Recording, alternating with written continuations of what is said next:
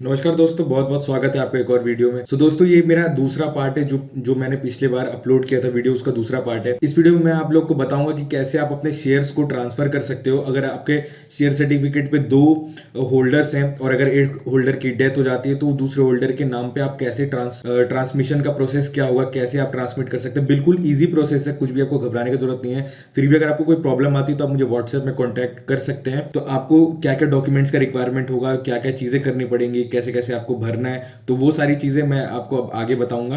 तो चलिए guys, video को स्टार्ट करते हैं। दोस्तों, यहाँ पे मैं आपको बताऊंगा कि कैसे आपको अपने शेयर्स को ट्रांसफर करना है डीमैट में, अगर वो शेयर सर्टिफिकेट पे जॉइंट होल्डर्स का नाम हो और एक होल्डर कुछ भी प्रॉब्लम आ जाए तो कैसे किसी एक होल्डर पे आप ट्रांसमिट कर सकते हैं। अच्छे से देखिएगा वीडियो को, कुछ भी स्किप मत कीजिएगा, एंड तक देखिएगा क्योंकि कुछ कुछ मैं बातें आपको बताऊंगा बीच बीच में जो कि आपको ध्यान रखना है। तो सबसे पहले जो भी कंपनी है, जिस भी कंपनी के आप शेयर्स को ट्रांसमिशन करना चाहते हैं एक होल्डर के नाम पे, तो उस कंपनी के आपको आरटीए को कांटेक्ट करना है। आपको जस्ट मनी कंट्रोल के वेबसाइट पे जाना है या फिर जस्ट गूगल पे लिखना है आरटीए ऑफ दैट कंपनी या फिर RTA of Reliance industries, RTA of Kirti industries, जो भी शेयर्स हैं आपके शेयर सर्टिफिकेट्स हैं। उसके बाद आपके पास डिटेल्स आएंगे उनके, तो उनको आप कॉल कीजिए, ठीक है, ऑफिस आवर्स में, और कॉल करके बात कीजिए, ठीक है। उसके बाद जैसे आपने बात किया, अपना प्रॉब्लम सब कुछ समझाइए। आपको क्या करना है कि जो एग्जिस्टिंग अलाइव मेंबर है उनके नाम पे आपको एक डीमैट अकाउंट खोलना है,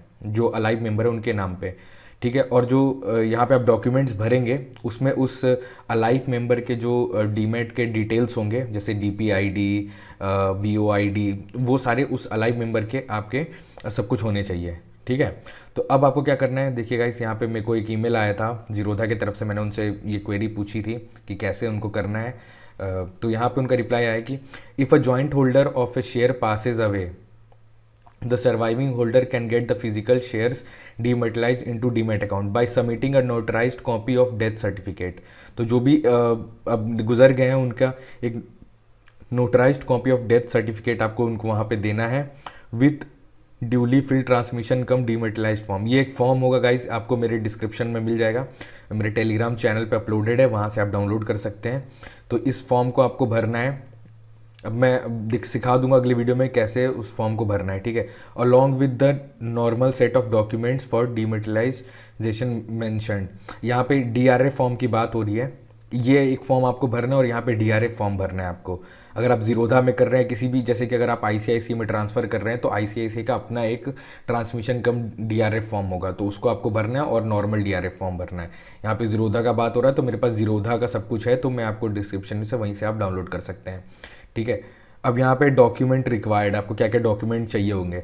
टू डीआरएफ फॉर्म, आपको दो डीआरएफ फॉर्म भरना होगा हर एक शेयर सर्टिफिकेट के लिए। सपोज आपके पास 5 कंपनी के हैं तो हर एक कंपनी के दो दो आपको डीआरएफ फॉर्म भरना होगा, ठीक है। और उसके साथ साथ ओरिजिनल शेयर सर्टिफिकेट को आपको अटैच करना होगा, और self attested pan card copy, pan card का फोटो कॉपी आपको करना होगा एक पेपर पे, और वहाँ पे सिग्नेचर करना होगा आपको, सेल्फ अटेस्टेड।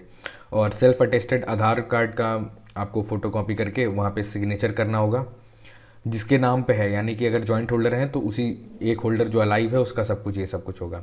और transmission cum dematerialised form, death certificate of a deceased share holder, ये सारे डॉक्यूमेंट्स आपको वहाँ पे सबमिट करने हैं। और डीआरएफ फॉर्म जब भी आप भरेंगे तो डीआरएफ फॉर्म में आपको अलग अलग सेक्शंस आएंगे, वहाँ पे एक सेक्शन होगा जहाँ पे सिग्नेचर की रिक्वायरमेंट होगी। तो वहाँ पे अब 2 तरीके का सिग्नेचर करना है। एक तो सिग्नेचर वहाँ पे वो करना है जहाँ पे जब शेयर बाई हो रहा था, जब शेयर्स खरीदे जा रहे थे, तो उस टाइम पे आपके एक शेयर होल्डर ने जो साइन कंपनी में रजिस्टर्ड है वो साइन करना है एक जगह पे, दूसरा सिग्नेचर करना है जो कि डीमैट में रजिस्टर्ड है।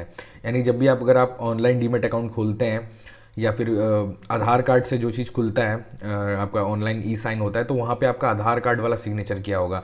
तो मे बी किसी किसी का अलग अलग सिग्नेचर हो सकता है, किसी किसी का सेम हो सकता है, तो आपको अच्छे से याद करके वही चीज़ भरना है। उसके बाद सारी डिटेल्स भरने के बाद, सब कुछ अटैच करने के बाद, एक आपको क्या करना है कि इन सब का एक सॉफ्ट कॉपी सबको स्कैन कर लेना है। सबको स्कैन करके आपको ये इसको जीरोधा को भेजना है, और जीरोधा क्या करेगा कि उसे चेक करेगा कि सब कुछ सारे डॉक्यूमेंट अच्छे से फिल है कि नहीं है। अगर आप डीआरएफ फॉर्म भरने में आपको परेशानी हो रही है तो बस आप सिग्नेचर वहाँ पे कर दीजिए, वो लोग खुद ही सब कुछ भर लेंगे, ठीक है। अगर बैंक में भी आप जाएंगे, बैंक में कुछ आपको दिक्कत आ रही है, कुछ चीज़ समझ में नहीं आ रहा है कैसे भरना है, तो बैंक वाले खुद आपका भरेंगे डीआरएफ फॉर्म, ठीक है। घबराने की कोई ज़रूरत नहीं है, सब कुछ अच्छे से आपको फिलअप करना है। और जैसे कि अगर आप ज़ीरोधा में कर रहे हैं तो इसका सॉफ्ट कॉपी आप उनको मेल कीजिए, वो लोग चेक करके बता देंगे कुछ भी प्रॉब्लम होता है तो, ठीक है। और अब दोस्तों एक इम्पॉर्टेंट बात मैं आपको बताना चाहूँगा कि फिर से आपको बता देता हूँ, जैसे कि क्या होगा कि पहले आपने RTA से बात किया, ठीक है, चीज़ों के बारे में कि अब ये एक इशू जो एक शेयर होल्डर थे वो नहीं रहे और अपना प्रॉब्लम बताया, तो जो वहाँ का RTA क्या करेगा कि अब जो पुराने शेयर सर्टिफिकेट थे उनको नए वाले शेयर सर्टिफिकेट इशू करेगा, ठीक है। और जो एक सर्वाइविंग मेंबर होगा उसके नाम पे वो सारे सर्टिफिकेट्स दे देगा, या तो आपको कुरियर कर देगा, नहीं तो आपको भेज देगा जो अलाइव मेंबर है। ऐसे कुछ भी ऐसा होता है तो जो भी नेक्स्ट उसका मतलब लीगल हेयर होता है ना, उनको वो लोग ट्रांसफ़र कर देते हैं वो शेयर। तो क्या होगा कि आपको एक नए सेट ऑफ शेयर्स आ सकते हैं, या फिर वो डायरेक्ट नए सेट ऑफ शेयर्स बन के एक जो अलाइव मेंबर है उनके डीमैट में ट्रांसफ़र हो सकता है। तो जो भी डिटेल्स आपको मिलेंगे वो उनके RTA से मिलेंगे, वही आपको सब कुछ अच्छे से बताएगा। तो जस्ट आपको जो भी कंपनीज़ हैं आपके पास उनके कॉन्टैक्ट करना है आपको RTAs को, ठीक है, और आपका तुरंत हो जाएगा, जितना भी प्रोसेस है आपका तुरंत हो जाएगा। और लगभग 20 से 25 दिन लगता है इसको डीमेटेरियलाइज्ड होने में, और लेकिन आपका डीमेटेरियलाइजेशन प्रोसेस पूरा अच्छे से हो जाएगा। सो दोस्तों देखा गया कितनी इजी प्रोसेस के साथ अपने आप शेयर्स को डीमेटेरियलाइज करवा सकते हैं। सो गाइस कमेंट सेक्शन में आप बताइए कि आपने ये वीडियो आपके लिए हेल्पफुल हुई या नहीं, और अगर आपको कोई सा भी डाउट होता है और फर्दर तो आप मुझे कॉन्टैक्ट कीजिएगा, और मुझे कमेंट सेक्शन में मेंशन कीजिएगा कि कौन कौन सी कंपनीज के आपने शेयर डीमेटेरियलाइज करवाए। और thank you so much for watching this video guys. अगर आपको वीडियो पसंद आता है तो प्लीज़ मेरे चैनल को सब्सक्राइब कीजिएगा, वीडियो को लाइक कीजिएगा गाइस। मिलते हैं नेक्स्ट वीडियो में।